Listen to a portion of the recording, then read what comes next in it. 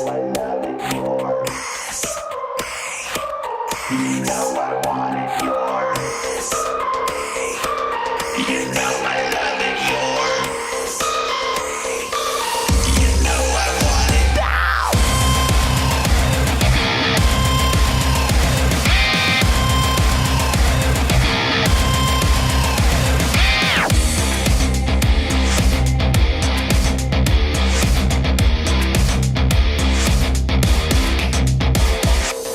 You're like a vision, you're like some kind of dream. Craving collision if you know what I mean. You're oh so perfect, I don't deserve it. Down in the ditches is where I wanna be. I think the things I never say out loud can be too forward, so I'll spell it out. I want you.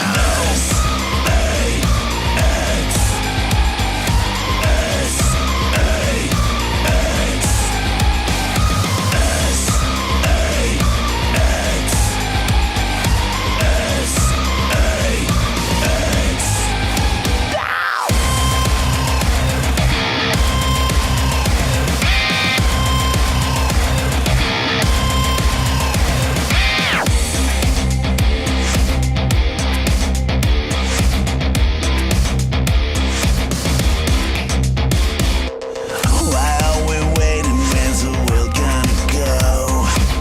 I picked my poison, now I die for a dose. Ooh, the taste of velvet, so overwhelming. Your very essence is so electrical. Every word is on the tip of my tongue. I'm here to serve, so tell me what you want. Yeah, what you want. You know I love it yours. You know I want it yours. You know I love it yours. You know I want it now.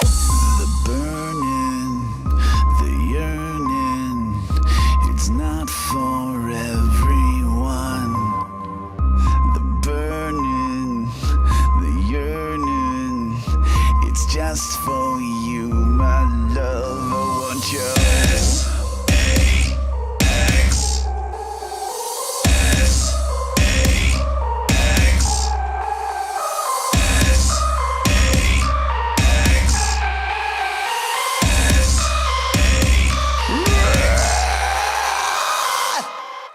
Yeah, I want you. You know I love it yours. You know I want it yours.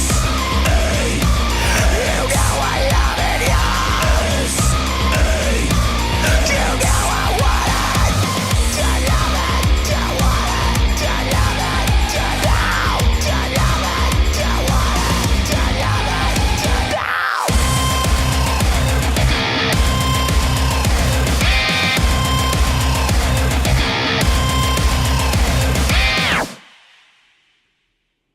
All right. Hello, everybody, and welcome to the Lonesome Ghosts online release party. This is the last release party of the year, the final release of the 12 songs in 12 months project. Wow, this has been one hell of a ride. Yeah, I thought it might be kind of fun to just kick things off with the song that kicked things off. And I saw a couple of people in the chat saying that they weren't sure if I had done that intentionally or not. Knowing my track record with technology, it would certainly be believable that I had screwed that up. But no, that was on purpose.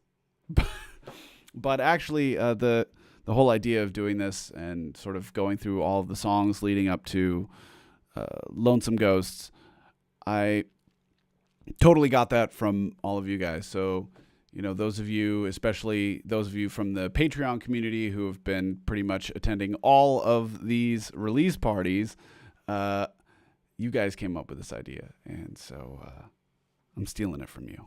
I hope you don't sue me. Yes. Okay. So the hat, right? I actually planned on doing this with a more distinguished bit of headwear. However, I had to actually run outside to put something like in the cellar before this whole thing got started, and I thought it was a little bit silly actually to be running around in this sort of it's not really a tuxedo jacket, but that type of jacket with one of these sort of Russian winter hats, and I don't know, it seems absurdly fitting, so I'm gonna keep it on as long as I can bear it. It is not that cold in my apartment. It is very cold outside. It is snowing. It is miserable. I hate it, but that's just part of living in Austria. All right.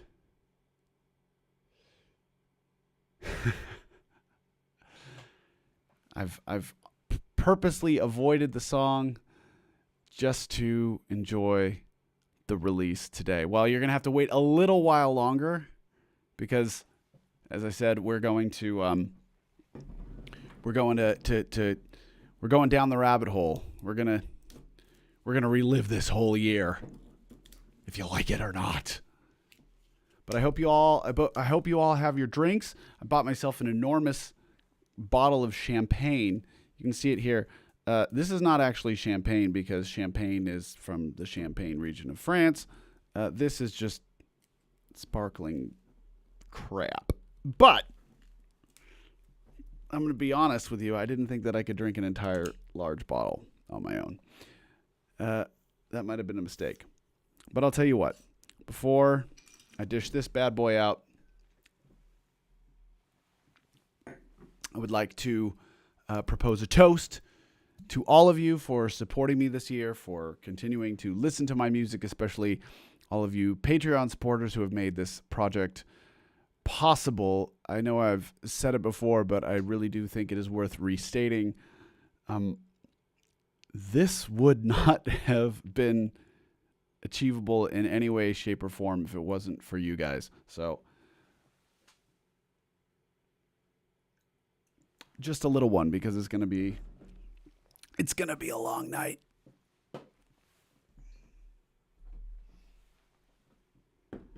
This is just apple juice, YouTube. Don't worry, this is not promoting the consumption of illicit substances. So, cheers, folks, to all of you. We made it through this year. Now we've just got another one to get through.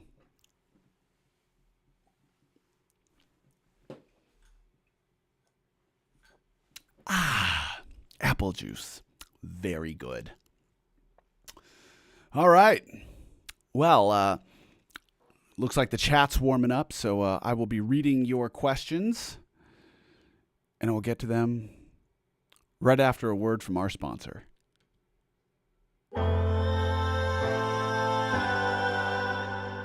Ah! Damn it! See? I fucked it up.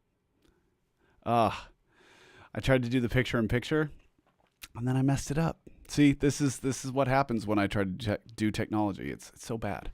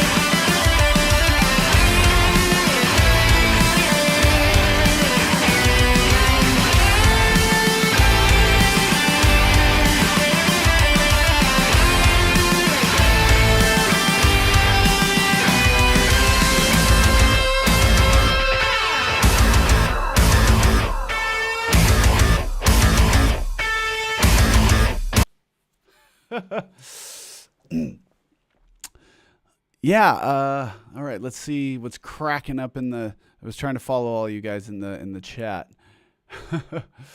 So I'll see what I can get through here. What are your plans for next year? Well, first off, I need a fucking vacation. That's like number one. I've been sitting down. I mentioned this in all of my live streams recently, but my studio is an absolute shambles. And I think part of me is neglecting cleaning it up because I sort of like the fact that it's uncomfortable in here. It's not like set up for work.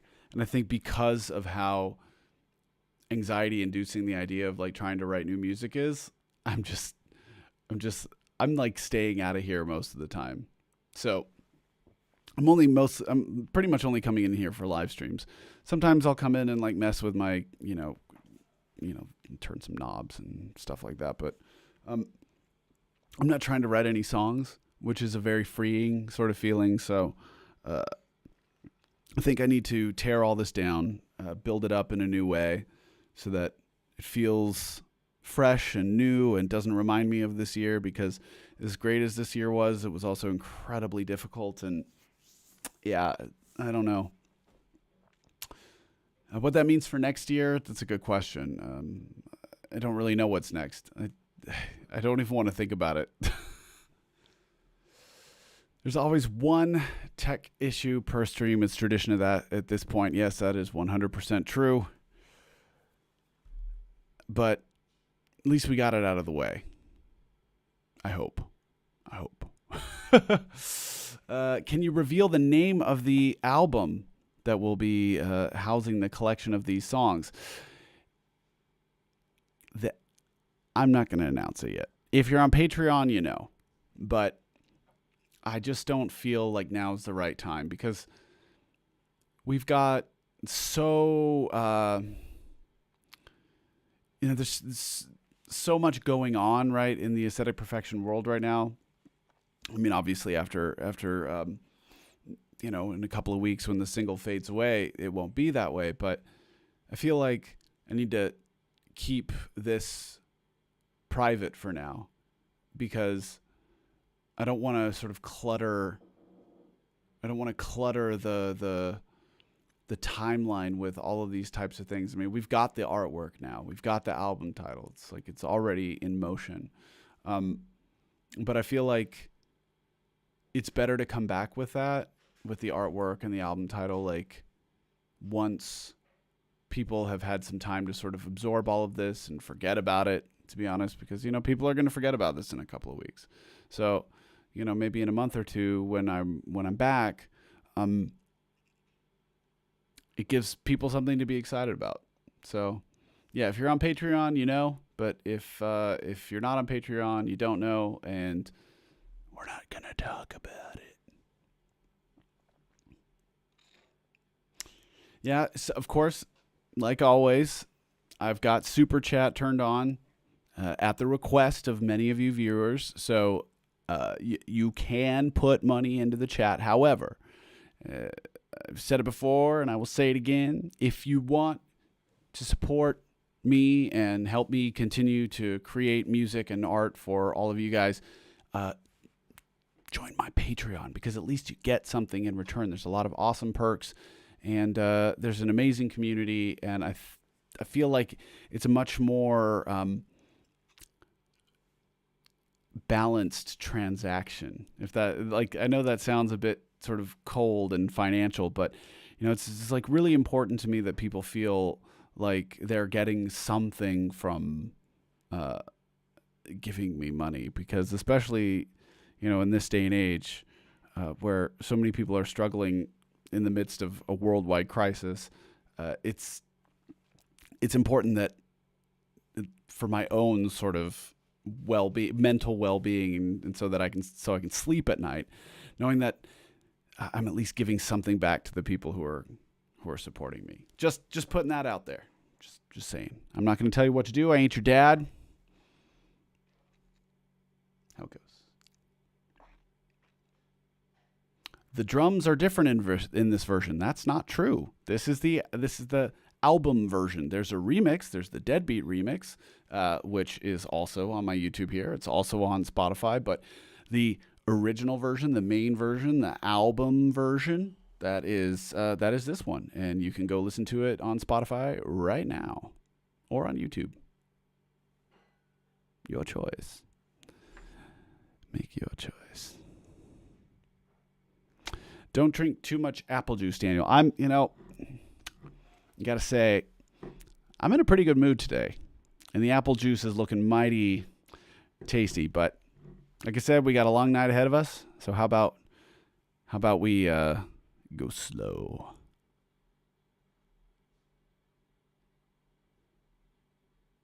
Where the hell can I get this mix? Everywhere.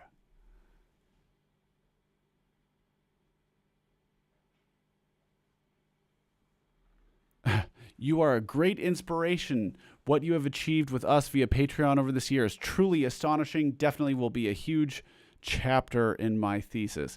Do tell us what your thesis is about. I never really imagined myself being the subject of something academic, because I'm not an academic at all. I mostly feel like I'm just an idiot.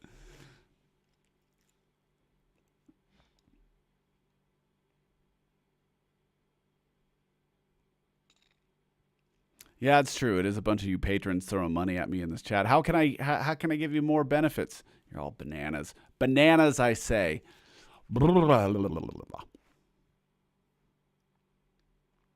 What is the brand of apple juice? This is Koval brand apple juice, imported from Chicago.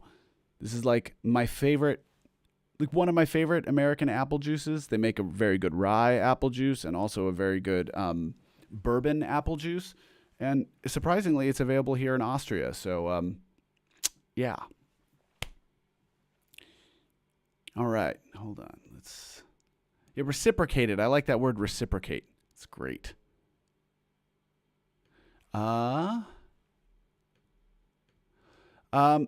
Somebody here is asking, which I think is a fun question. I would love to know, especially since he threw money into the super chat, I would love to know your workflow from idea to finished song. It's pretty straightforward, to be honest. I used to be that person who was waiting for inspiration to strike. I would sometimes wait for months or years to like have the next section of a song present itself to me, which is just, it's utter nonsense, right? It's like, it's not the way that it works. However, in the last couple of years, I've really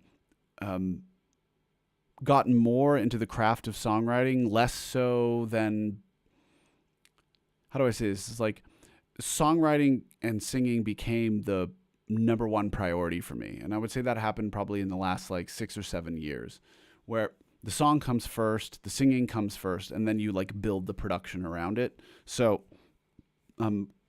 usually the main sort of skeleton of a song comes within,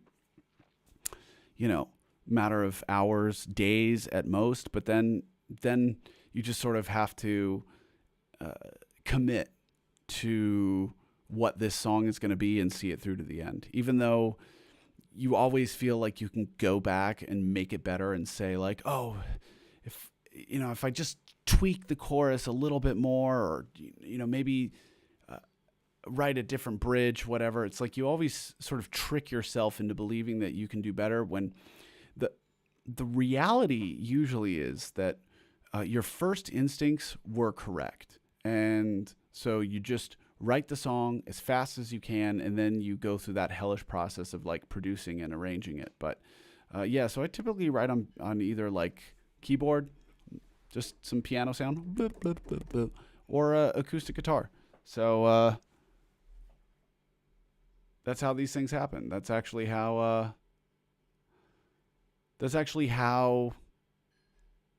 what the hell? No. I was so stoked because I was going to like lead right into something great. But then turns out Wasn't able to do it. Let me see if I got it. I thought I prepped myself perfectly. Oh, there we go. I've got it. I know I'm being very cryptic here, but I promise you it will all be for something.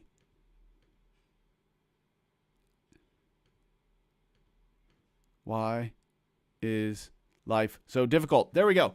All right, there was another technical another technical hiccup. Please forgive me. But this is exactly how Automaton was written. I wrote the bulk of it in 15 minutes and then spent 2 months agonizing over the production and the arrangement and the guitar parts and everything else. Get the main bits down first, worry about the rest later, worry about the details later, and then you might just have something great. Slide, slide, slide, slide, slide, slide. I'm automatic. I'm automatic, just like you. Another panic. Another rat inside an endless loop. I can't breathe. Anxiety. Sword, it swings, looms over me. So I'm just gonna slide from underneath the knife, away from all the lies. So I'm just gonna slide, slide, slide.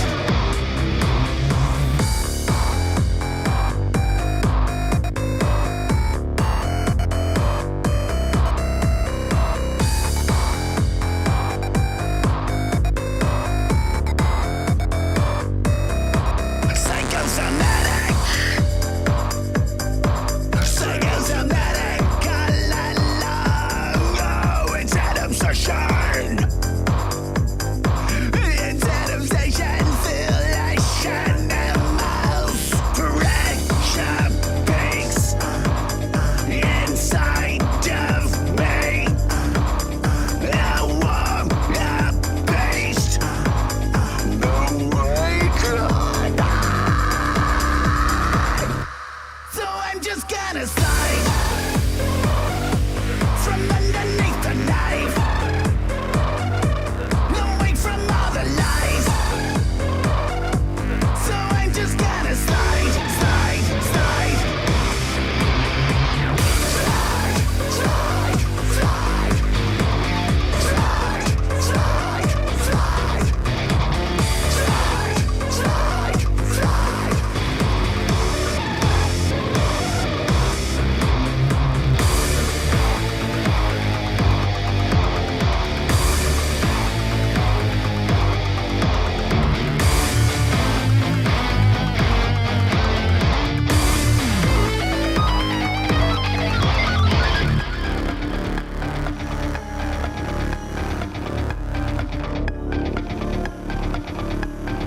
I can't breathe. Anxiety.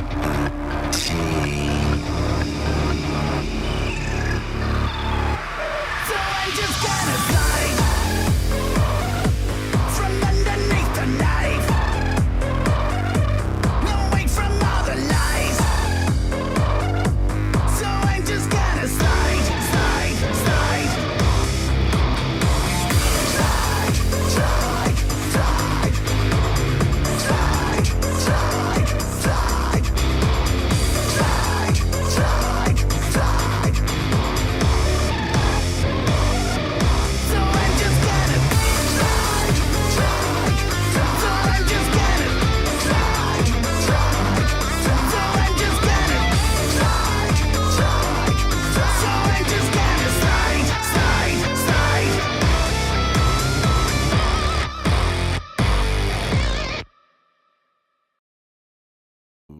Oh, right. How do I go back to me? Oh, more double me. Double me. Haha. All right. Got a couple of interesting questions in the chat here. First off, somebody challenged me to do a shot for every single. That ain't gonna fucking happen, but I did think it was funny to do a second one there. If I do 12 shots, I will absolutely die. So we're not going to go down that rabbit hole. And hello, just came in here to say that the new song is beautiful. I like that you explore different types of music than you usually do. I mean, I've always grown up being a fan of artists who constantly reinvent themselves, who constantly explore new artistic territory. I think part of that is sort of my affinity for pop music, right? People like Madonna, Michael Jackson, Queen were constantly just reinventing themselves, trying new things. It's interesting because, you know, now I'll just take Queen, for example. Like now, 20 years later, everybody doesn't realize the type of risks that Queen were taking, you know, as just sort of a quote unquote standard rock band at the time, you know, making something operatic, like Bohemian Rhapsody, or incorporating like disco, like Another One Bites the Dust. I mean, this was the kind of thing that made your fans hate you. It was no different back then than it is today. You know, you've got a lot of fans who are very critical of their favorite artists for changing their sound or style.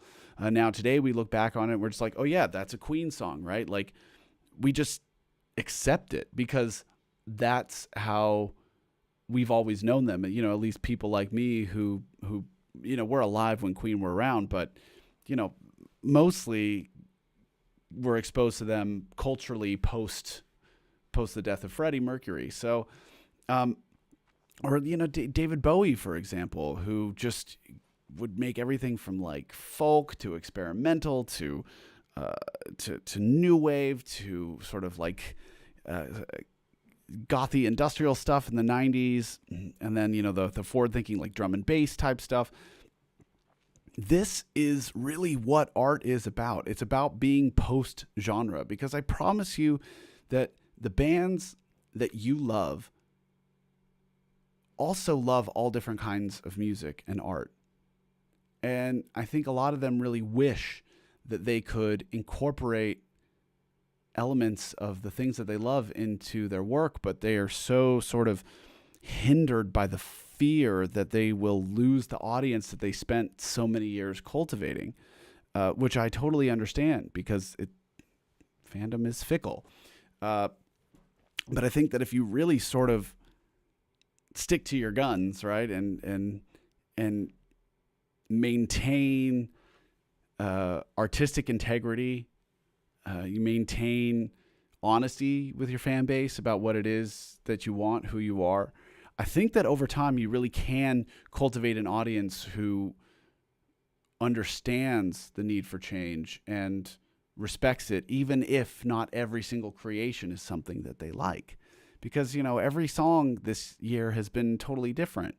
I had no illusions about people liking every single one. I have every expectation that some of you hate 1, 2, 3, 4 of these songs.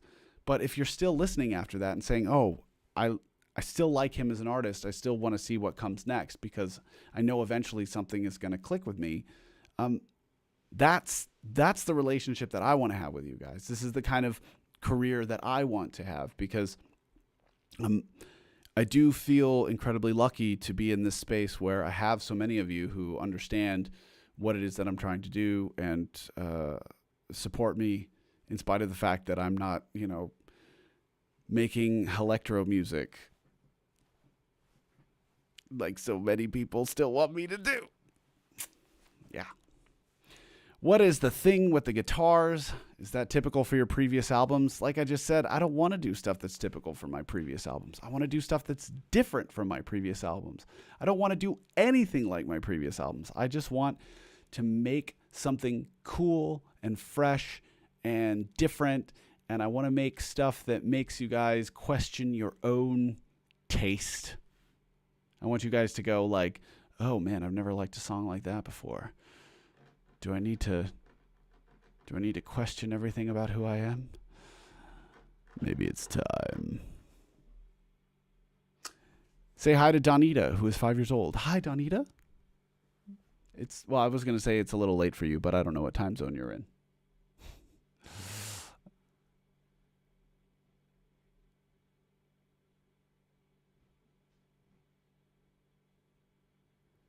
Well, I don't hate any of the songs, but that's the appeal of your music. I tend to like everything you put on, even if it's not really my jam or vibe. That's the thing. Like, you have to remember, how many songs did Bowie release? How many songs have Depeche Mode released? How many songs, did Queen release? And how many of these songs do we remember them for? Like, I understand that a part of the process is to weave in and out of different things, try new different things, try and fail. I'm totally okay with failing.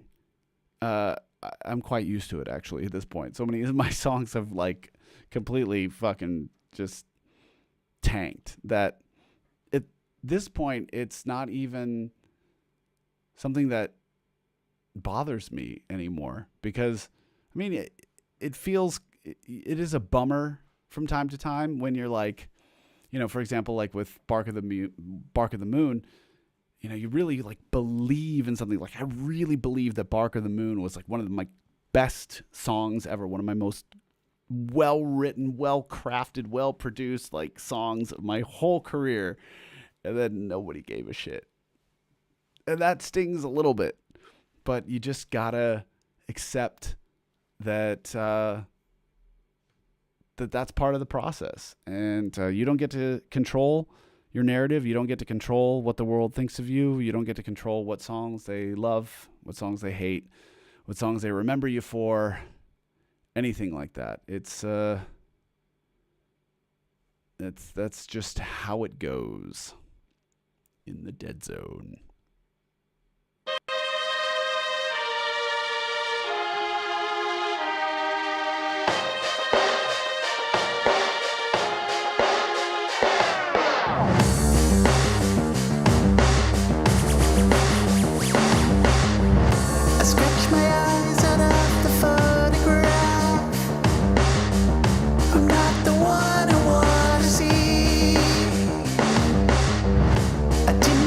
Still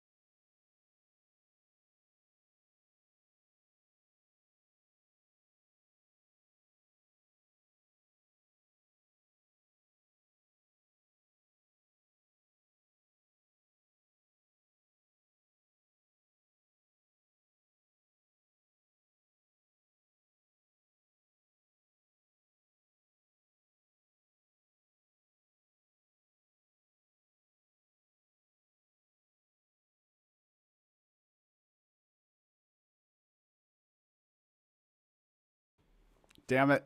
I knew it.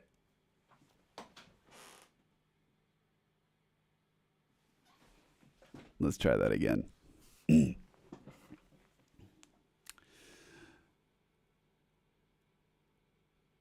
Yes, the microphone was the dead zone. Okay, what I was saying is we are out of the dead zone. And just like I was saying with Bark of the Moon, you know, that was a song that felt really right to me. And I stepped so far out of my comfort zone with it, yet it felt so perfect while I was writing it. Like I really, really believed that it was something special. And a part of me does feel slightly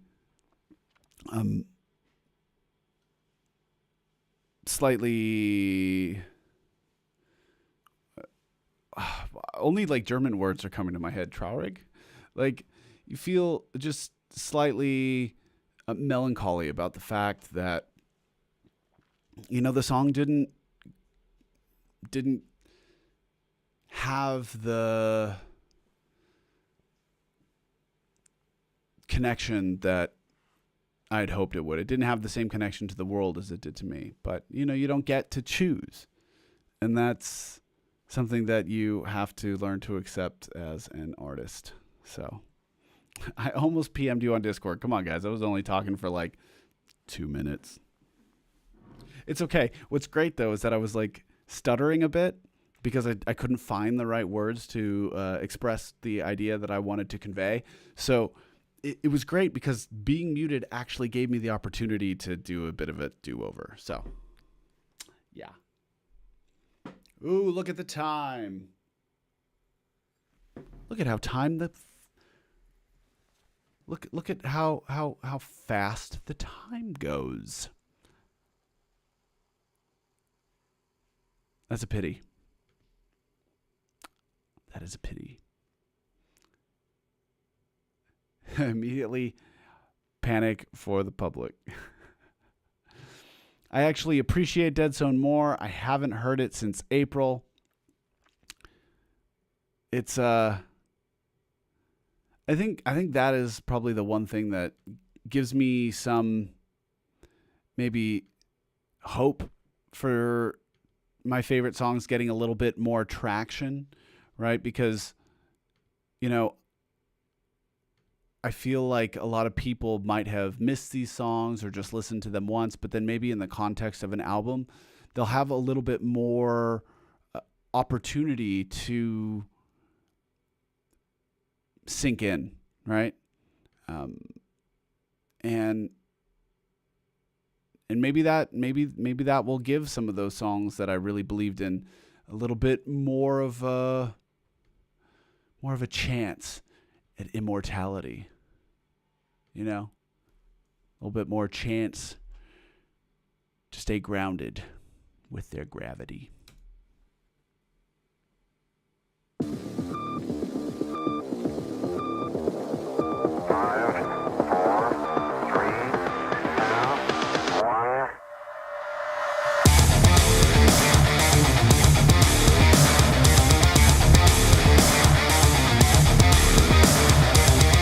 The stars have not aligned. The dark devours the light. I long to drift away.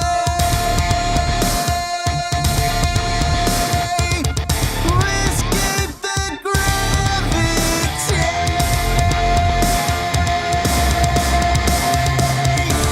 No gravity, I slip away. I've lost my place and never after. The golden race, the stars await. I'm so afraid of ever after.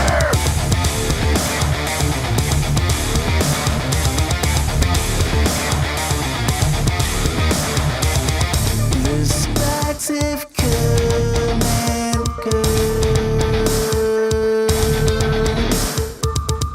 Like God's abandoned earth. When ashes burn in May.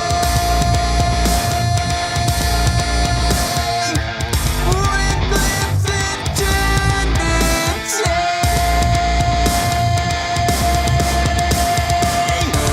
No gravity, I slip away. I've lost my place and never after. The golden race, the stars await. I'm so afraid of ever after.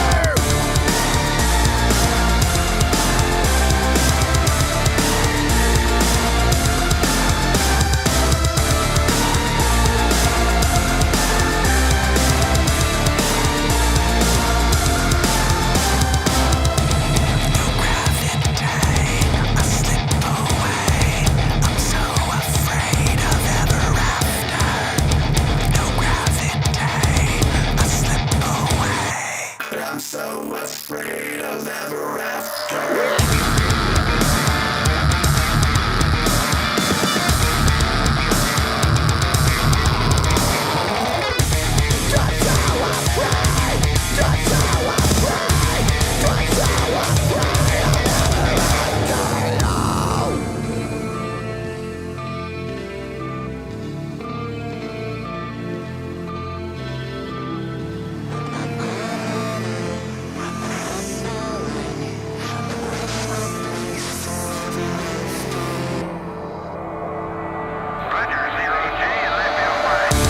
No gravity, I slip away. I've lost my place and never after. The golden race, the stars await. I'm so afraid of ever after. Never after. Never after. Never after.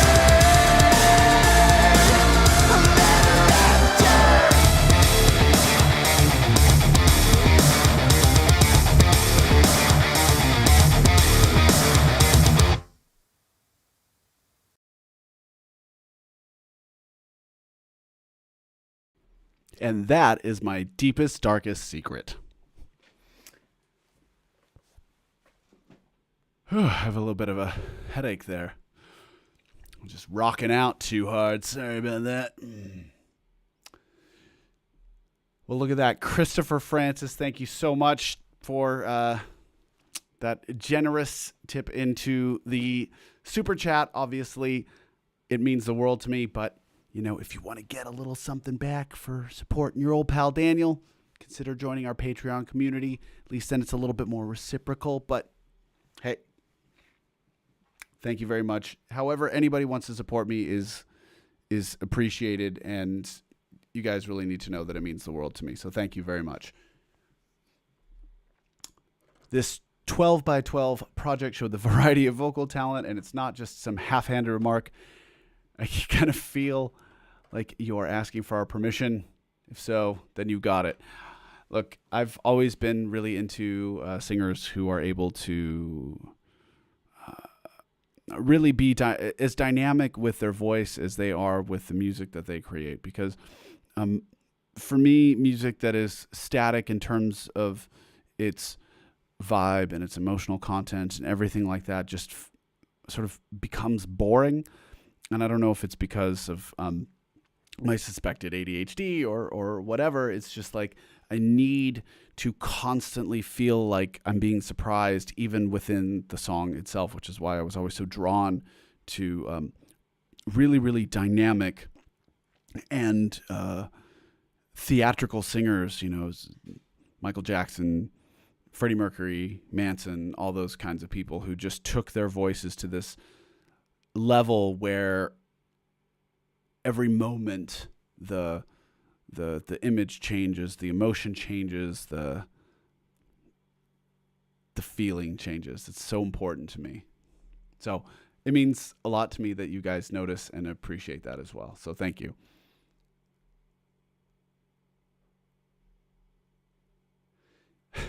Can you wish my son Alex a happy 8th birthday? He is a big little fan. Of course, I can wish him a happy birthday. Alex, happy birthday from your old pal Daniel. I hope you have a great, great day.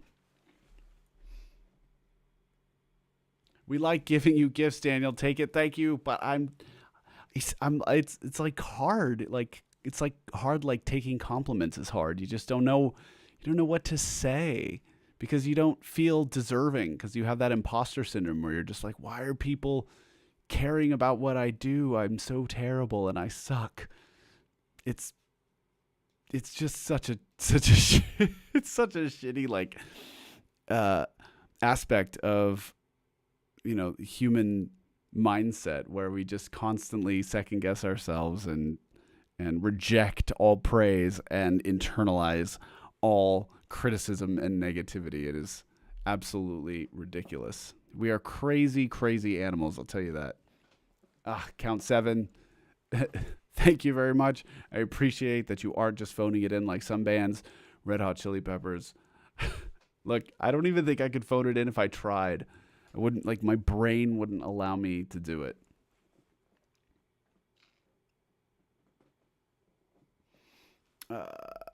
Okay.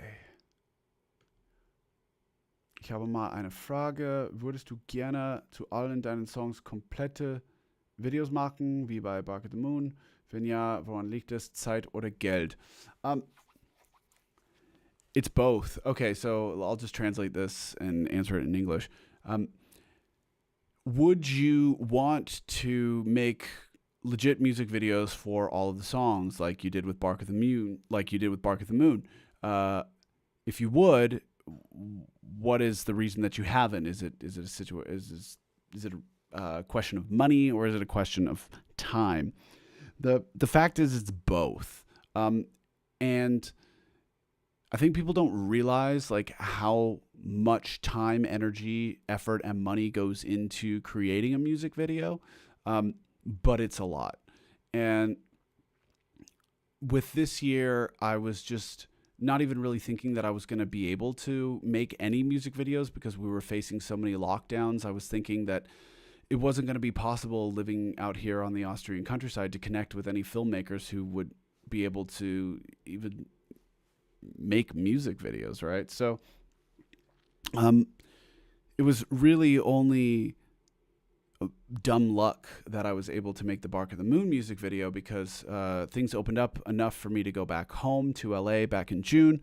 And my friend Chad Michael Ward, who had lived in LA for a number of years but had since moved to Ohio, just also happened to be in LA and posted on Facebook and was like, hey, do any of my band friends need music videos? And I was like, dude, this is the exact time that I'm going to be in LA. Let's make it happen. So we put it together, and it was just a wonderful sort of bit of serendipity that made that happen. But it's usually not like that. It's usually a lot of pulling teeth, trying to align schedules with the really short timelines that I was dealing with this year. It just, the fact that a song was sometimes done a week ahead of the release date, it just wasn't feasible on a time or logistics scale.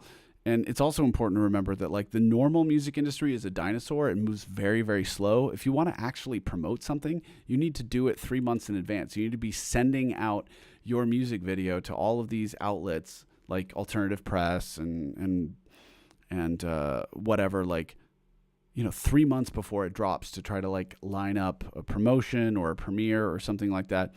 And I'm just didn't have the luxury of those timelines.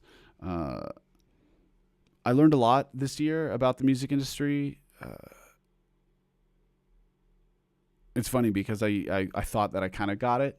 I sort of got it, but I didn't. And I learned very quickly this year a lot of the stuff that I was just blind to. And so I think whatever happens next, I will go into it with a little bit more wisdom than I had when I started this year. Just a little bit.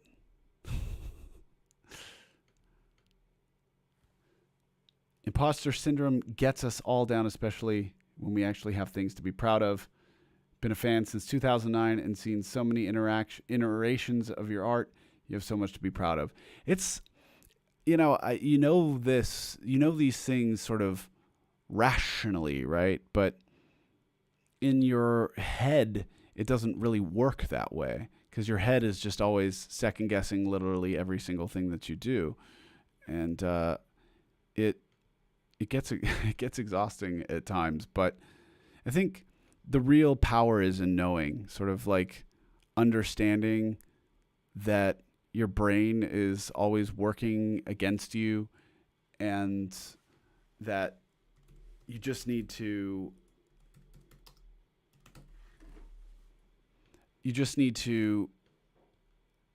recognize that. And if you can recognize that your brain is your enemy, then I think you'll be okay.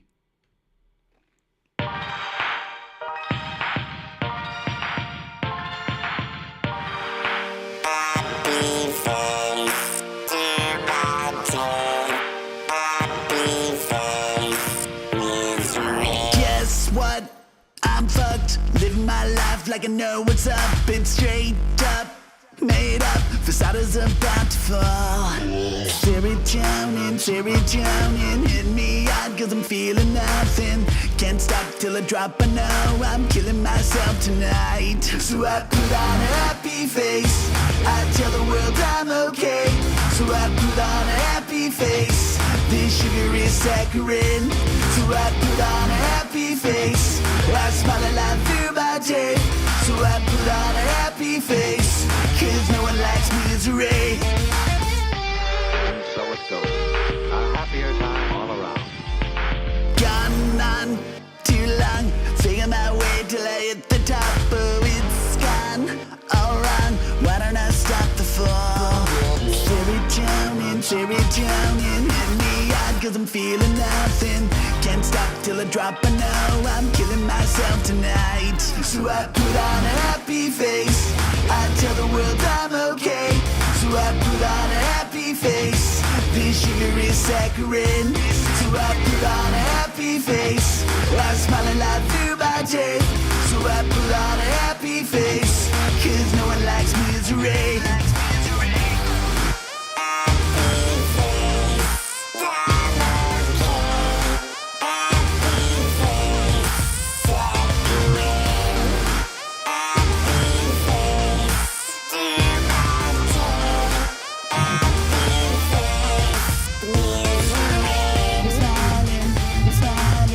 I'm smiling, I'm lying, I'm smiling.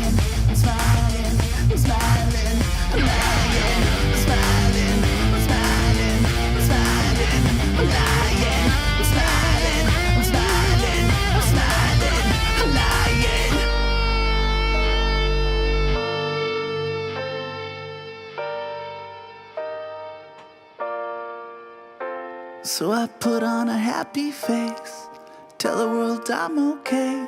I put on a happy face, 'cause no one likes misery. So put on a happy face, I tell the world I'm okay. So I put on a happy face, this sugar is saccharine. So I put on a happy face, I smile and laugh through my day. So I put on a happy face, 'cause no one likes misery.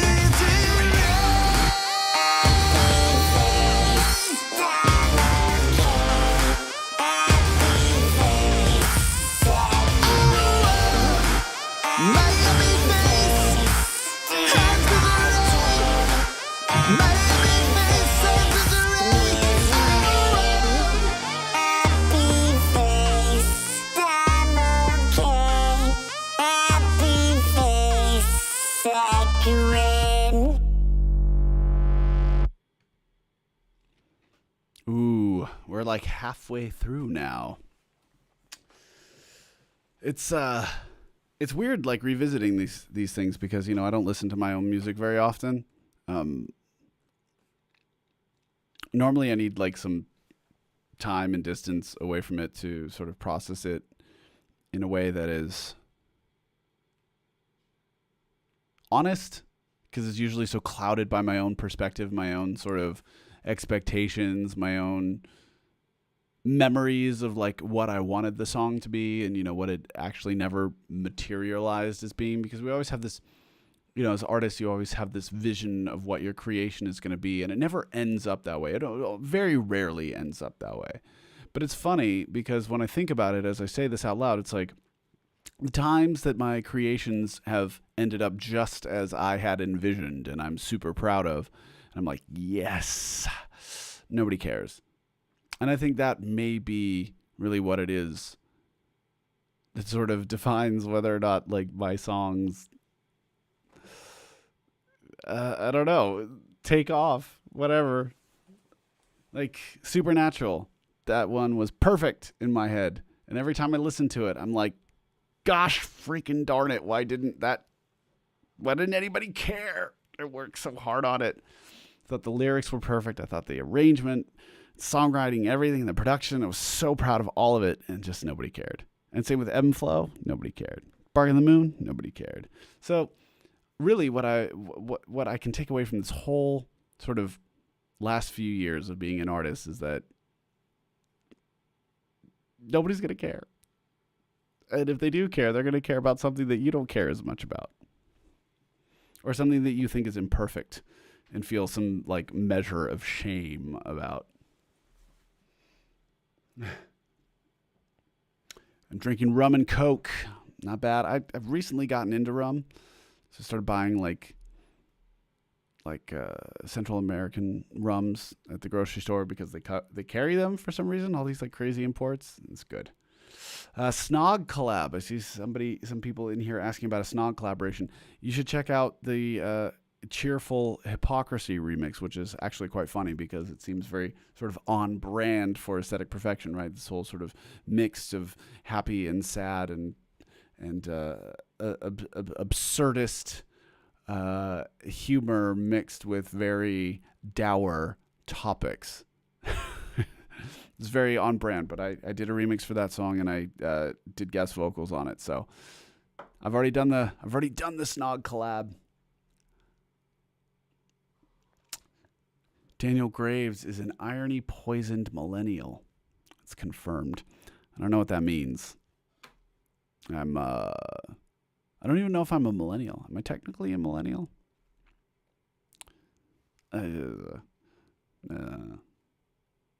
It's been exactly 1 hour, which means should probably hurry because I can't keep doing all these shots. I'm on like 2 shots deep, and it's a little much.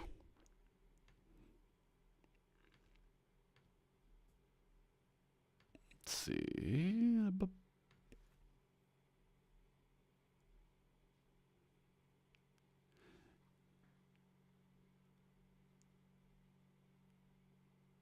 Oh, I'm still not Still haven't had enough apple juice to answer that question. So I'm not gonna.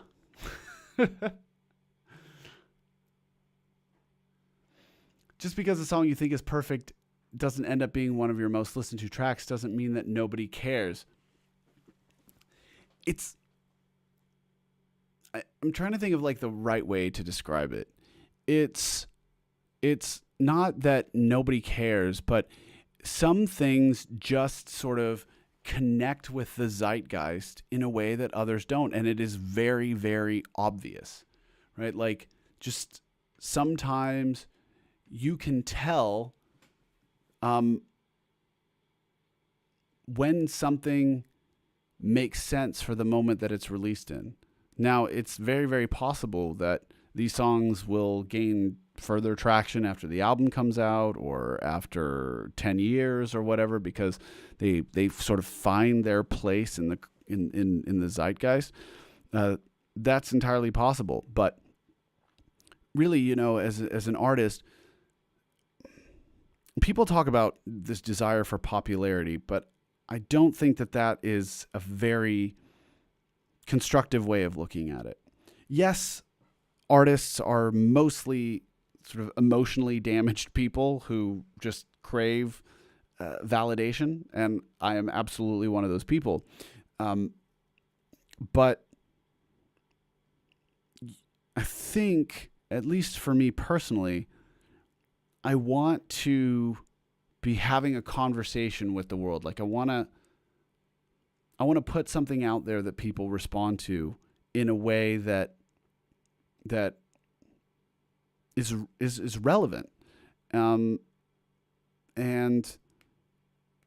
I feel like that conversation where you put something out and people respond to it either with their words or with their streams or, you know, with whatever, that's really what it's about. And you want to try to have the largest, most significant conversation that you can, not because fame is something that really matters, because it doesn't. But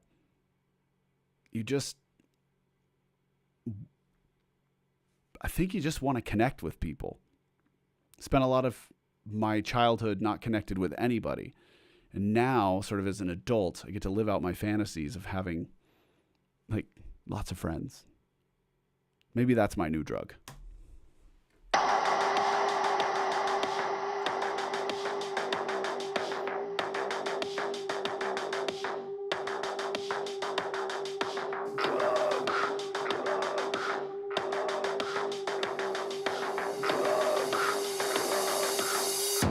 Yeah, I want a new drug.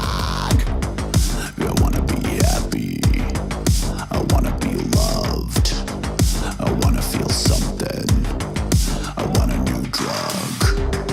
I wanna be happy. I wanna be loved. I wanna feel something. I want a new drug.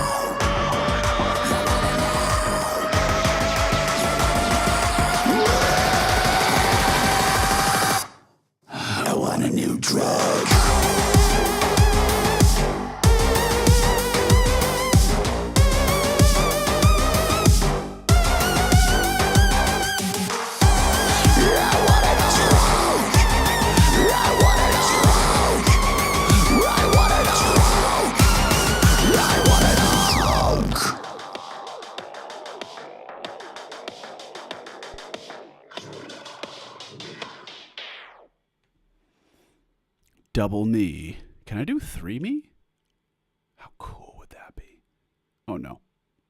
Ma. Pity.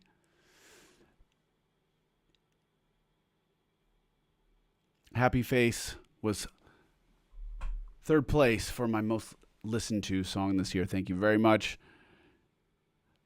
Look, I don't want to sound like a Debbie Downer when I talk about these things. I'm just sort of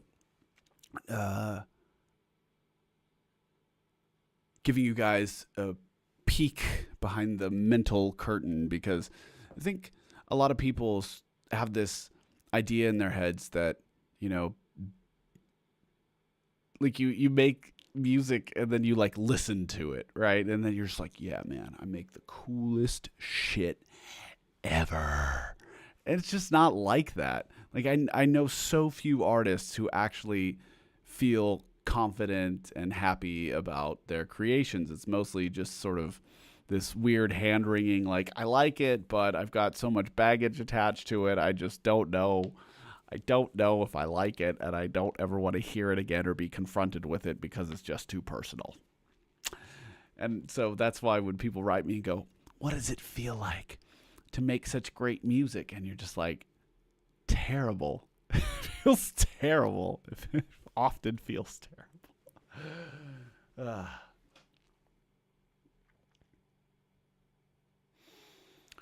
This year has been difficult, and you have helped us a lot through the illusion of knowing each new song and sharing it.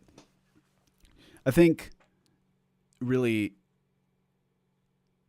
that's what I had really hoped to achieve with this year, because, you know, so many people have been, I think, I don't even want so many people, we've all really been struggling, right? And it's hard to make sense of the world and the state that it's in. And I was really unsure when I would be able to travel or perform or anything like that again. And after the first year of the pandemic, I was feeling really sort of directionless and depressed, and I wasn't finishing any music at all. And I just felt like I needed some motivation. I needed some purpose. And so this project really was a way for me to find purpose in my own life, but also give all of you something to look forward to every month, because, you know, the timeline refreshes so quickly that it's like something is gone as soon as it's appeared. And, you know, a record just dropped on one day is not going to be remembered 6 months down the line, or it's at least not going to have the same impact, or, you know, it's not going to give people something to look forward to. So it was also important to me that this be a conversation. Like I was saying earlier, that, you know, so much art is created in a vacuum, right? Like, you know, your artist goes and hides away from the world for 6 months or a year or whatever, and they make their record, and then they bring it out. And that record is sort of a time capsule of this moment of the creator's life. But and obviously a lot changes in the span of 6 months, but, you know, you've still got this sort of like focused concept. You've got this focused idea, sound, whatever it is that you're driving for.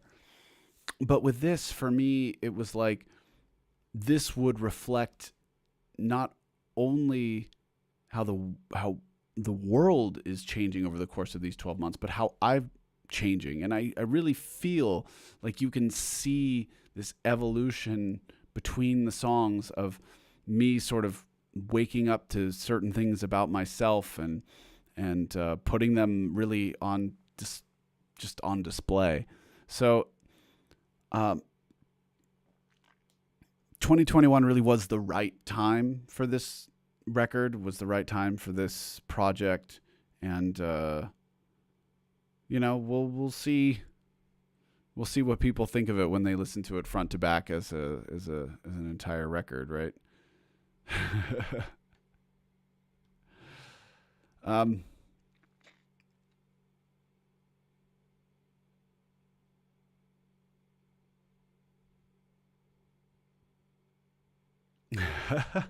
What is your wife's top three singles? I actually don't know. We don't really talk about my music that much. I'm such a shy person. I tend to keep these things not necessarily like away, but I'm not like one of those people who says, "Oh, come check out my new song." I don't know. I don't work that way. So it's interesting because I actually have no idea what she thinks about it.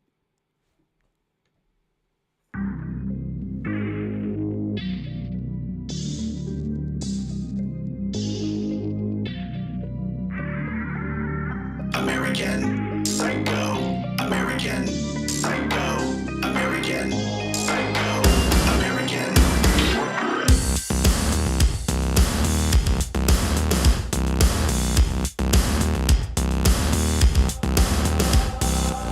I think I've lost my mind. It's something I can't hide. Oh, it's when you justify all of your little lies. Oh, we see the signs. Oh, we close our eyes. Oh, repeat the cycle. Giving a man, giving a man, giving a man. They say I'm psycho. American and in denial. They say I'm psycho. Another victim in the cycle.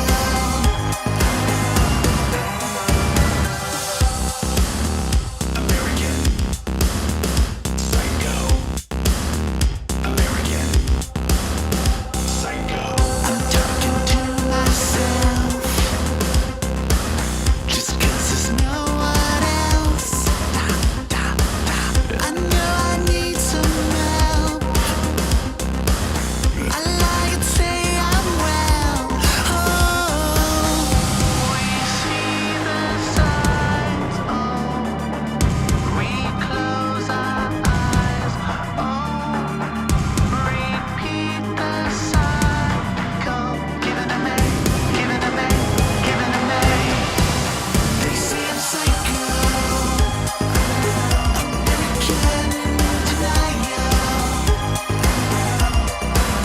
They say I'm psycho. Another victim in the cycle.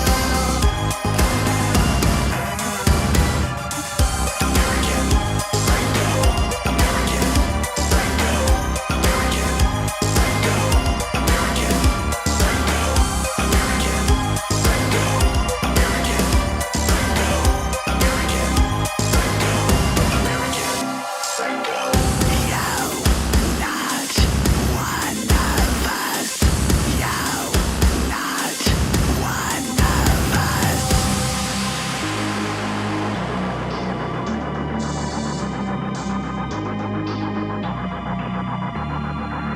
I think I've lost my mind. It's something I can't hide. They say I'm psycho. American and in denial. They say I'm psycho. Another victim in the cycle. Oh, American Psycho. American Psycho. American Psycho. American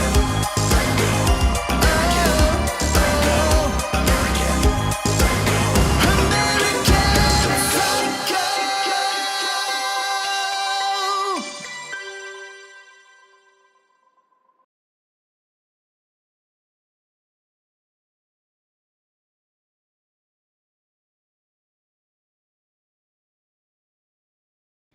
Did you guys catch all that? Cool. Yeah, I had to get changed. It's getting hot up in here. So take off all your clothes. And now with a cap. Yeah, I mean, it's the most comfortable thing. Although it is made out of wool, so it's actually quite hot. But I just I just like it. Oh, look, got Eric in here. Hey, Eric, thank you for joining us. He's also got a very interesting question. When your friends don't listen to your new single, are they really your friends? I don't know. It's a good question. It's hard. I've always been the type of person who doesn't really actively share my music with my friends or ask my friends to listen to my music. I think maybe part of that is not wanting them to sort of negatively judge me for it. Like, you don't really, like, people are so harsh when it comes to the way that they judge music, right? And when you just look at social media and you say the horrible things that people say about music, you're just like, I don't even want to put myself in the position to have my friends like think those things about what it is that I do, you know, the things that I pour my heart and soul into. But also there's the fact that it feels very personal. And so I'm also a bit hesitant to share those personal aspects with the people who are closest to me, right? Because sometimes it's just like, yeah, this song is about you. Do you want to go over it? No? Okay, let's just not, right? Feel like a lot of the people in our lives, in our relationships, maybe it's like they can't withstand the honesty of some of the creations. Like, I don't understand people who are just going to like sit down, you know, dad, and be like, hey, Dad, I wrote the song about you because I think you're a piece of shit and blah, blah, blah, blah, blah. Like, I'm not saying that I necessarily do that. But, you know, there is a certain guarded feeling about, it's like a sense of being guarded about these things that are so personal. I actually don't really write a lot of music about other people. Most of my music is about myself. So maybe for me, it's more like I don't want to share these kind of aspects with people because you almost feel like maybe you're burdening them with these things. And then also, you don't want people to like you because of your success as an artist, because then they don't like you for you, then they like you for what you've done. And that is a really terrible thing. So these are all the sort of like, it's like the onion of, you know, trying to have intimate relationships while being a professional artist. So I don't know if there's a perfect way of navigating it. And I think that people that are close to you also sort of feel that same sort of awkward level of onion.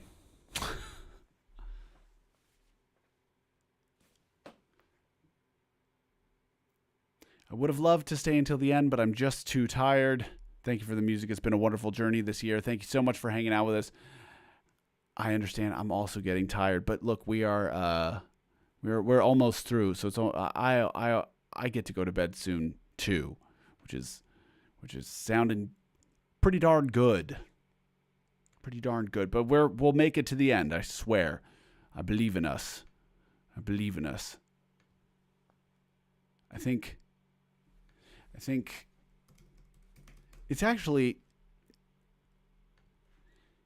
important to me that I not betray any of you.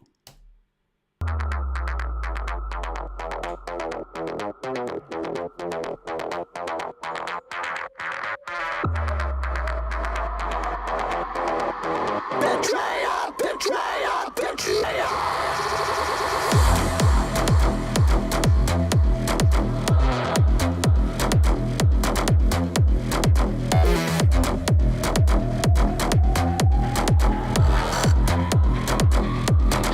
Please don't hate me. Found myself in the company of traitors. I found myself in the den of deceit.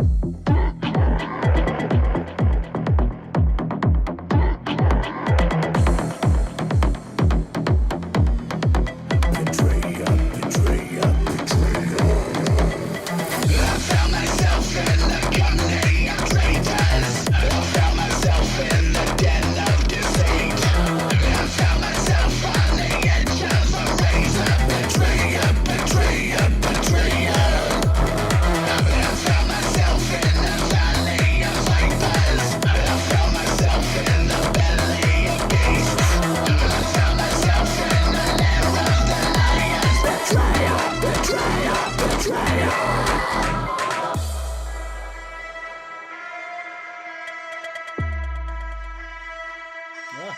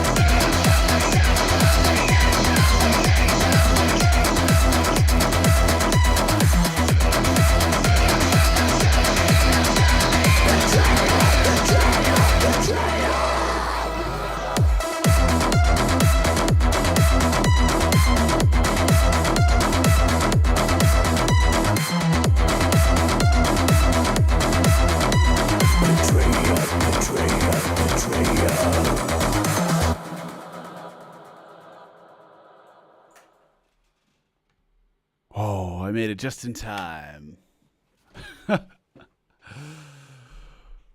Woo! Have your neighbors gotten used to all the light shows yet? Luckily, my light out here, my window out here just looks out into the courtyard, and I have no neighbors there. So, I'm a bit lucky in that I can just kind of go crazy in here and nobody cares, which is good because I do a lot of singing and screaming and light shows and all that other kind of good business.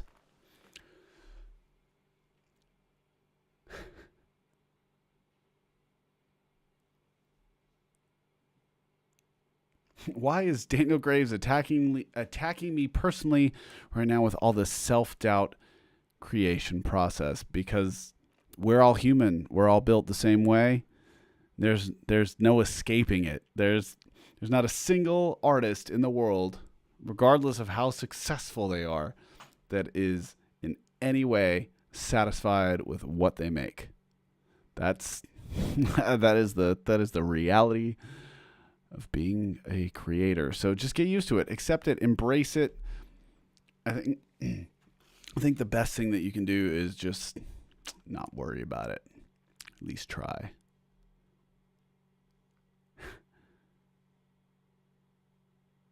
Look at that. 98 Zuschauer, viewers. There we go. Yeah, this is crazy. I've been like having to speak so much German lately and write so much German that it's just like my brain is often not finding the English words for stuff, which is just quite silly. Oh, thank you. Thank you, Narcissa. That's very kind of you. I'm going to try not to give the Patreon spiel. I'll just take it and say thank you very much for the support. I need a concert too. I don't know when I'm going to play live again. I really don't.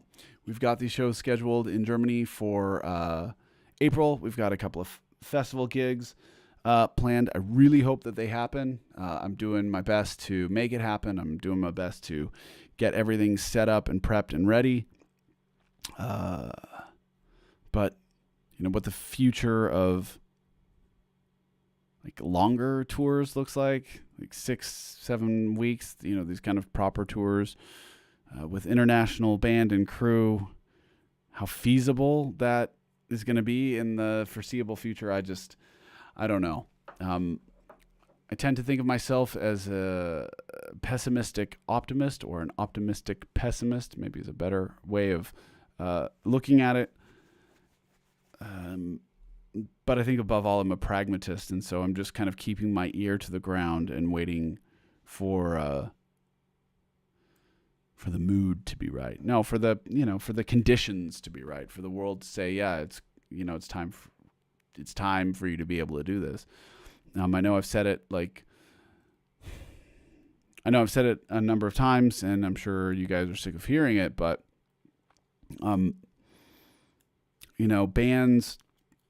big bands like Korn and Slipknot and all that kind of stuff, they're able to sort of weather the storm when one of their crew or band ends up getting sick. But smaller bands, small to mid-range bands who can't afford to have like a bunch of musicians waiting in the wing to sort of get tapped into the ring, when the drummer gets sick or whatever, and not have a bunch of shows get canceled. That's not within the realm of possibility for artists like me. And so it's like, you go on tour, somebody is going to get sick at some point, and that you're going to lose 7 to 10 days worth of shows. You're talking $10,000, $20,000, $30,000 minimum.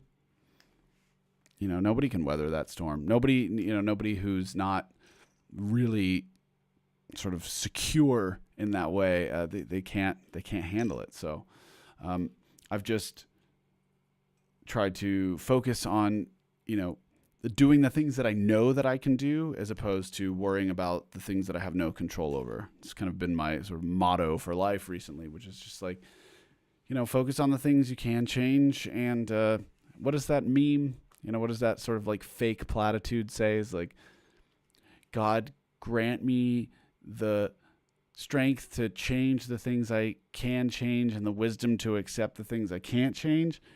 I mean, it's kind of cheesy, but it's true. It's very, very true. And what is next? Oh, look at that. My favorite is next. My absolute favorite. That's the one that nobody likes. No, I'm just kidding.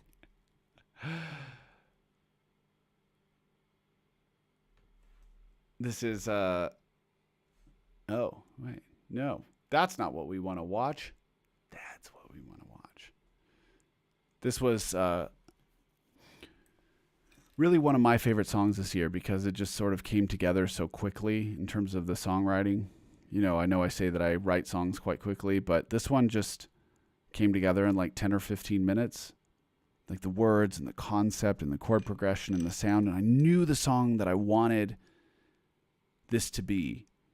And it just came together like magic. The song was everything that I'd hoped for, everything that I'd wanted it to be. And I was just so goddamn proud of it when I was done with it. So I back at the moon.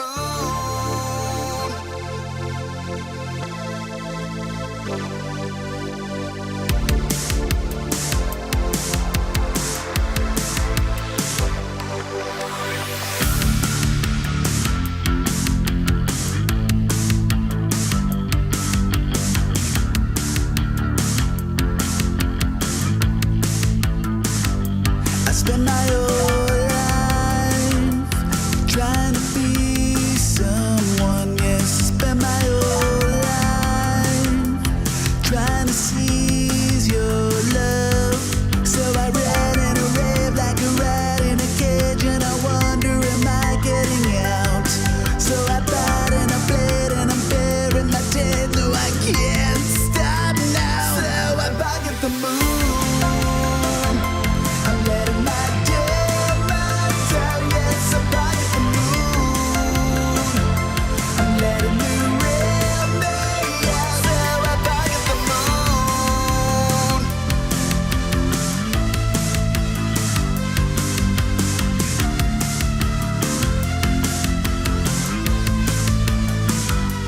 Waited so long to finally free myself. Yes, I've waited so long to feel the release from now.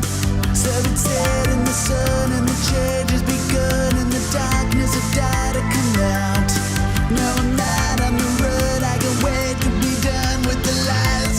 Lifetime. So I'm back at the moon. I'm letting my demons out, yes, I'm back at the moon. I'm letting you real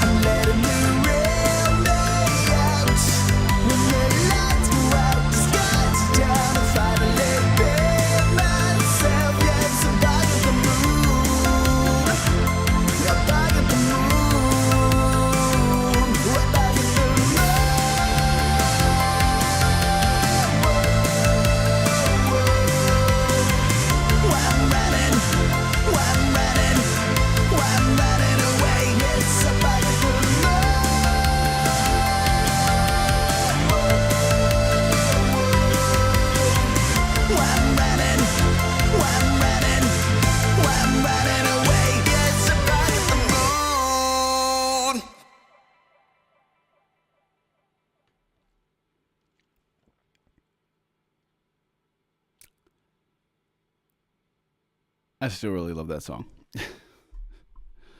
It's so rare for me to like hear something and just genuinely feel like I loved it and I did it right, you know.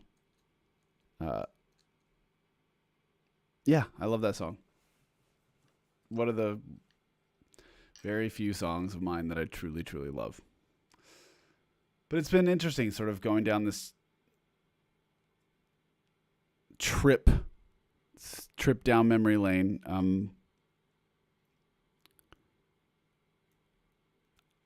You know, even though there's a lot of imposter syndrome, there's a lot of second guessing, there's a lot of, I could have done that better. Blah, blah, blah, blah. I think this was fun because I'm sort of hearing these songs with fresh ears because there's so much distance between them. Even if it's not a time distance, it's a, you know, some of these songs feel like they were a lifetime ago because so much has happened in between. There was so much, you know, stress and pressure and emotion with whatever came between now and their release. So it's cool revisiting all these songs. So thank you guys for coming up with this idea.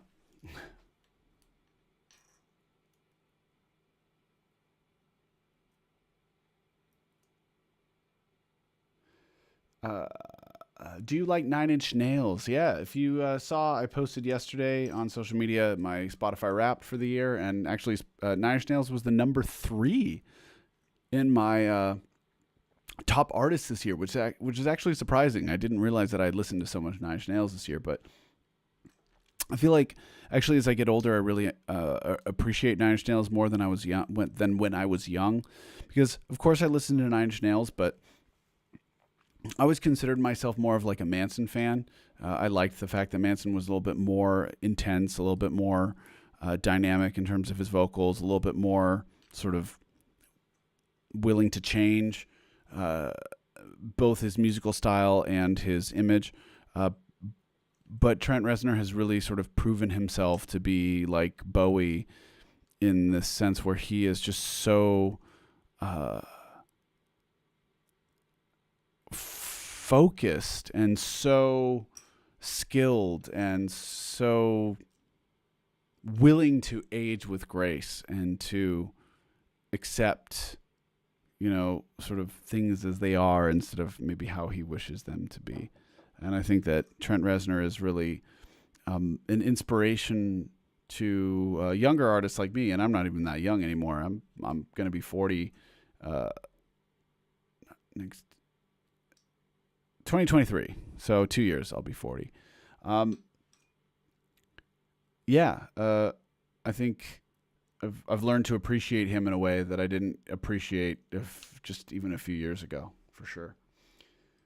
So the Aesthetic Perfection weekend is postponed. Yes, it is, but none of the other April shows at this moment in time have been postponed. The reason that the Industrial Pop Festival had to get postponed was obviously because we were trying to get international bands, organize the logistics for all these types of things, in a world where we don't know what's going to happen.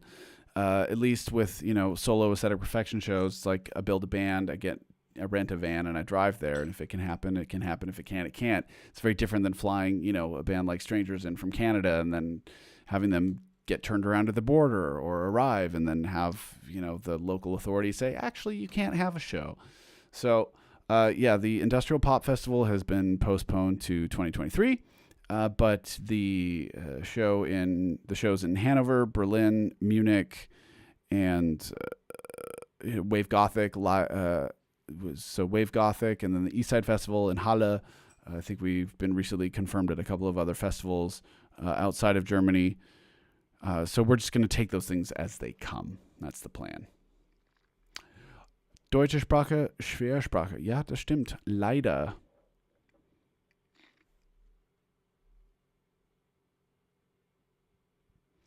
Was fortunate enough to see you at Smalls in Detroit before the pandemic hit. I love Smalls. I love Detroit. There's a place just around the corner from there that has great pierogies. I actually forgot what they're called, but it's awesome.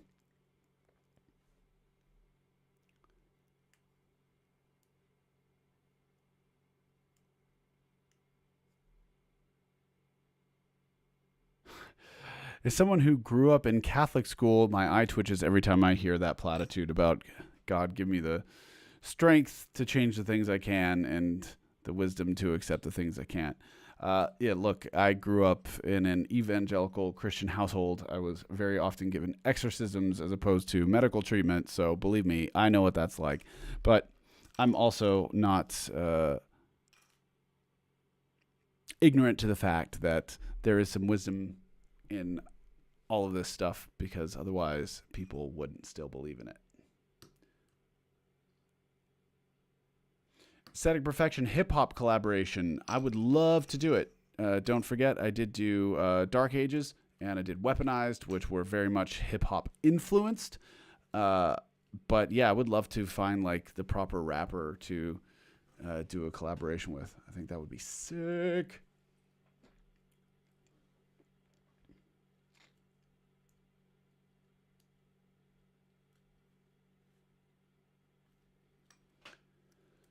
How does this not become overwhelming? Like doing tours and talking to lots of people, or just being around others a whole bunch? Who says it isn't? I am much more comfortable right here than I am on tour. I know a lot of my colleagues have a very sort of different lived experience, and I understand that and I respect that. We're all different people.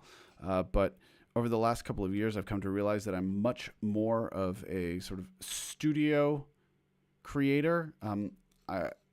Touring is part of the job for me. And I know a lot of people don't like to hear that.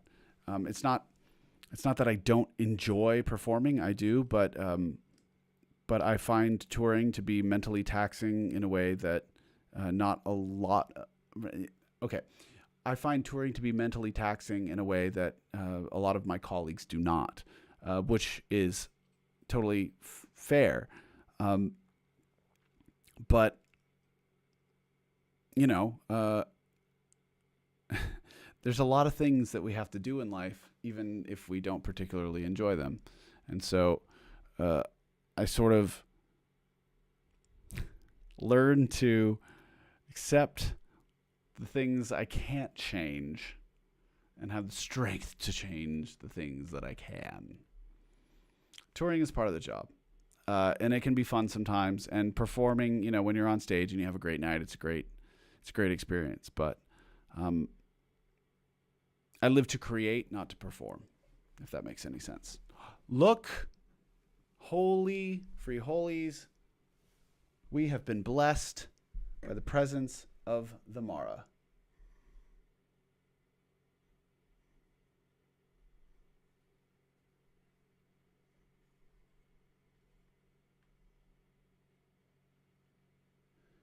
Hello, is it possible for an underground artist to become rich?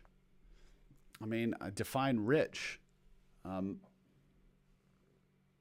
I think that it is very possible for an artist to make a decent living doing what they love if they simply take the time to look around and read the room and understand the nature of the business and figure out where their voice fits into the world and how they can be a part of the conversation, right?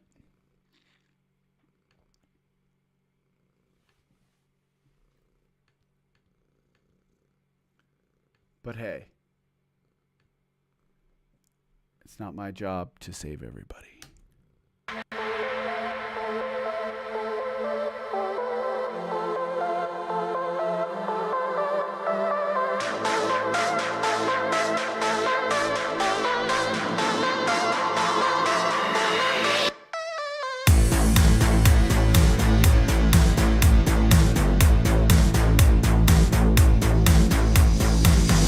The skies are heavy gray. The clouds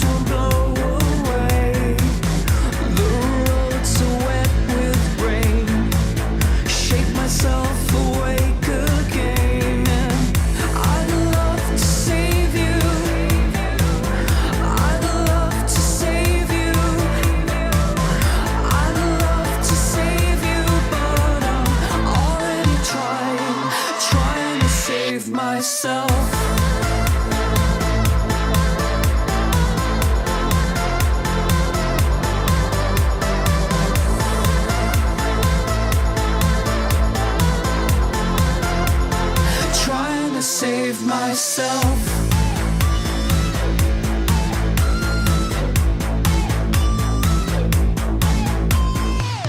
The clock's ticking away. It's not long before I'm gray. Such sweet eternity, and I've got no time for sympathy. I love to save you. I love to save you. I love to save you, but I'm already trying to save myself.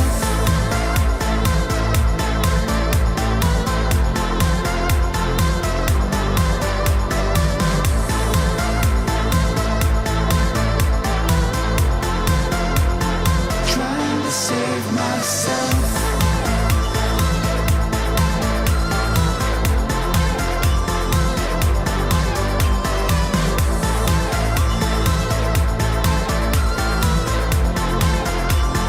Trying to save myself. More dark days are coming. Can't save you, I'm sorry. More dark days are coming. Can't save you, I'm sorry.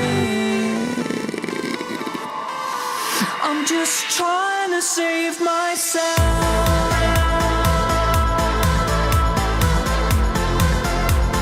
Trying to save myself.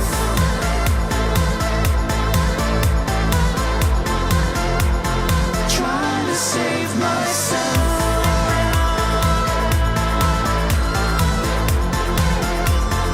Trying to save myself.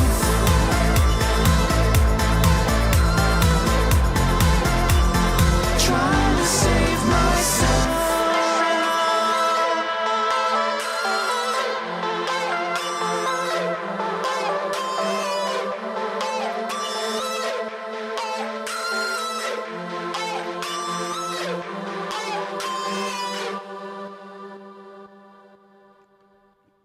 Sorry I didn't have a little dance party for that one, but Mara needed attention. She's very small, you see. All right, guys. We are almost at the end here, and I'm tired, and I think a lot of you guys are tired too, tired as well. So, yeah, let's. Oh God, this cat's so cute, and it's funny because I'm the only one that can scratch her chin in a way that she likes, which is weird because it's not that hard. It's just like, yeah, you like it. You like the scratches. He likes the scratches. I like the cat.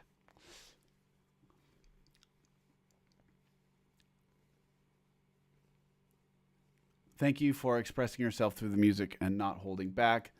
So many artists just make the music. You make an experience with each song. It's it's not really possible for me to do anything else. When I was growing up, music was really sort of the only thing that comforted me. I had a pretty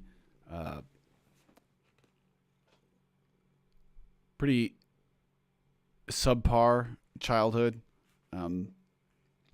with religion and step parents and all the sort of normal stuff that I think other people have gone through as well. But music was really just, it was my escape, and sort of hearing the authenticity that was coming out of so many of the musicians that I loved, it made me feel better. But then I also noticed a lot of inauthenticity coming from people, and that just turned me off. And I was so, I don't know, it was just all that kind of stuff pushed me away. And I just always tried to tell myself that if I was lucky enough to be in a position to have an audience, to be able to make music professionally, to be an artist, that I would, be honest about who I am, where I am, what I feel. And, there's been some pushback against that because I don't really sort of fit the expectations of a lot of people, especially in the goth and industrial scene, which is a weird space to occupy because first you're like the darling, everybody's like, oh man, this is the next big thing, whatever, and then it all falls apart. But when I was forced to start from scratch all over again, for better or worse, I did it my way, and so that was terrible. But I sort of cultivated a bunch of people that really sort of were receptive to what it is that I had to say, and I'm just super grateful for that. So, yeah. Thank you guys. This has been a hell of a year, and I really can't articulate how much it's meant to me to be able to have these parties with you guys every month, to see all of your messages and reposts and shares and all of that kind of stuff. I think if I had any sort of prediction of where my career would be going, it wasn't this. But I don't think any of us sort of predicted that the world was going to end up that way. But I think more than anything, it's just important that we all stick together no matter what happens, because at least we have the technology to remain connected. And I choose to consider that a blessing, for a lack of a better word. Maybe it's just my religious upbringing that makes me still say these things. But I choose to consider it a blessing, and I choose to feel lucky to be in the position that I am. So I'll have one more apple juice before I say goodbye to all of you.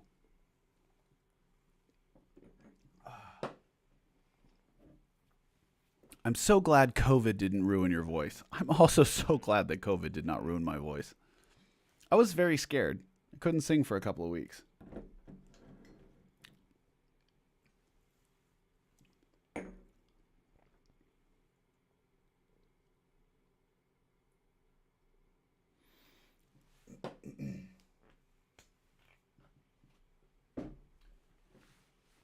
Can we listen to the last one, the Christmas song? Of course, that's what we're here for.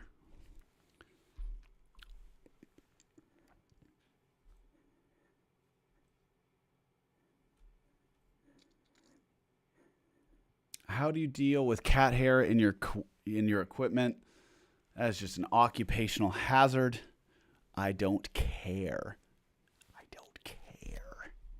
I like the cat. All right, guys. This is all to you. Thanks so much for hanging out with me. Thank you so much for Mara joining me. We're going to listen to one last one, and then I'll be back to say goodbye. So if I can find it, I'll find it. Here's Lonesome Ghosts, the final installment of the 12 Songs in 12 Months project, the most Christmas song ever, but also not even really a Christmas song. I don't know what it is. We'll figure it out.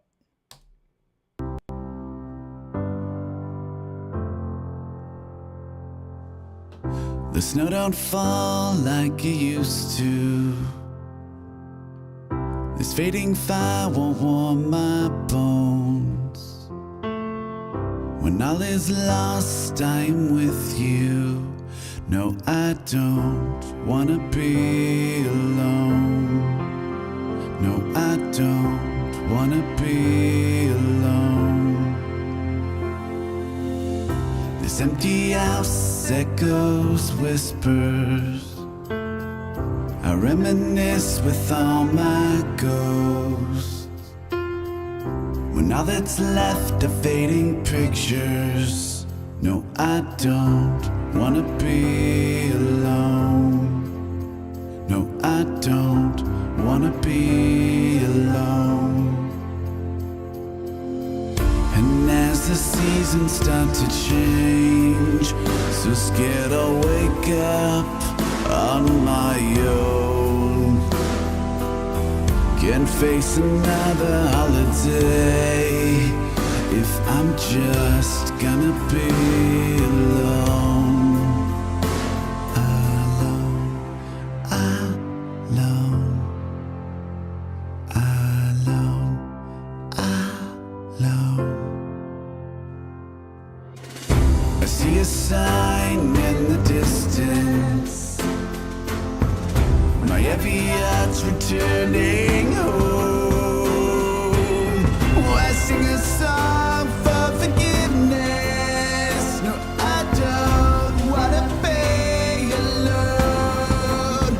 No, I don't wanna be alone. When now the seasons start to change, oh, I will wake up on my own. When never face a holiday, oh, I won't ever be alone. No, I won't ever be alone. Whoa, whoa,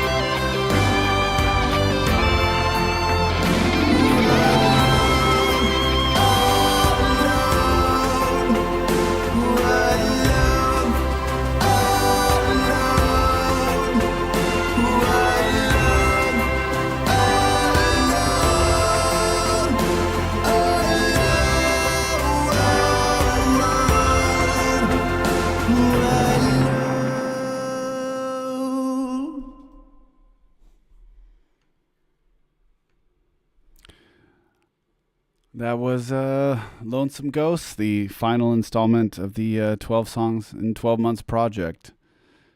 It was really important to me to make a visualizer that, almost like Happy Face, kind of belies the serious nature of the song itself. I wanted to make something that felt over the top and fake, just like, you know, the version of Christmas that's sort of sold to all of us. I mean, I even idealize that version of Christmas. I love it, but you know, it was important to me that I remain honest and authentic about that. And so, yeah, now you have an incredibly depressing song with an incredibly ridiculous visualizer that will now be bound together forever, that you will never be able to unsee.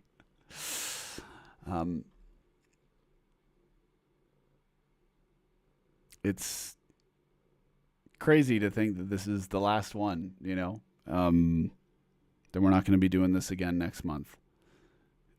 And I'm really glad that I'm not, but I'm also really sad that I'm not. So, yeah, thank you all for sticking with me this year. Extra special thanks to all of you patrons for believing in me and helping me realize this absolutely just insane idea of mine.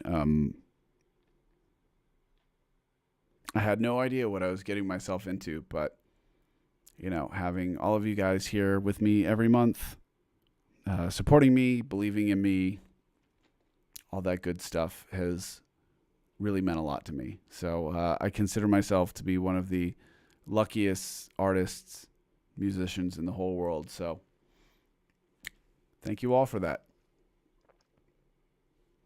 This is Daniel Graves signing off for the last time. I hope you all have a lovely weekend. I hope you all enjoy this song and this project, and see you guys on social media. Bye.